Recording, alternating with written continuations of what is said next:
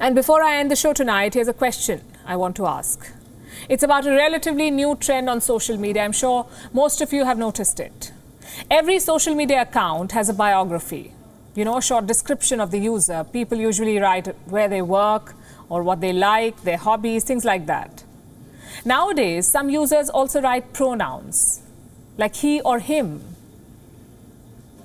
her or she, or they. You must have seen this. These are gender pronouns.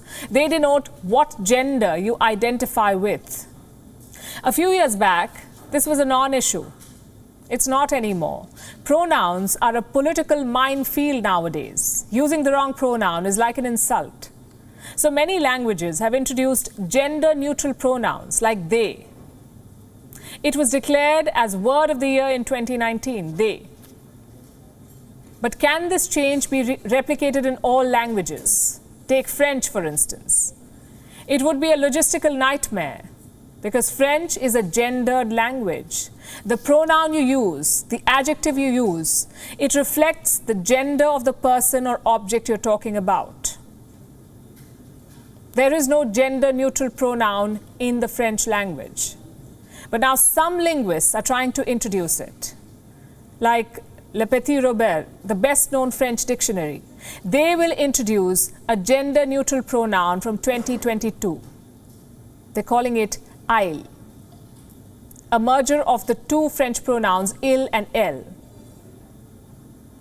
The question is, will the French buy it? They're fiercely protective of their language.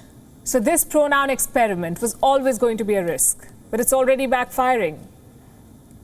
Here's what the French education minister has said about the new dictionary. Its authors are the militants of a cause that has nothing French about it, he says. He's talking about the woke culture. It doesn't have many fans in France. Even the First Lady is a staunch opponent.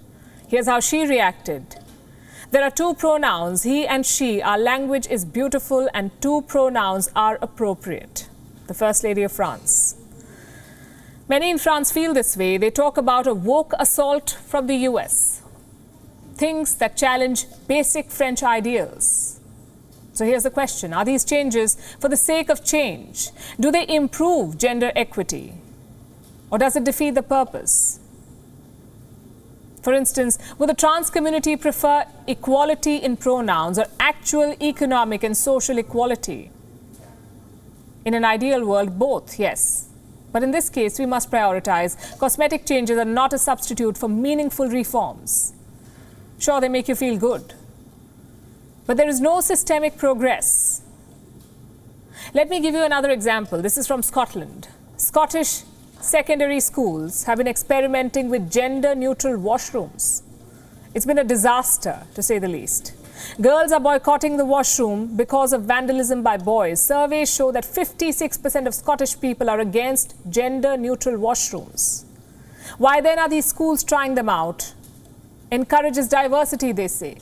Well, whatever the intent, the result has been quite the opposite. Experiments like this one are counterproductive. They become a bad advertisement for gender reforms.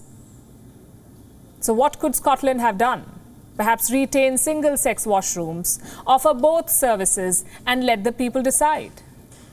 This has always been the problem with woke culture. Nobody is questioning the intentions, but the method can be too extreme sometimes.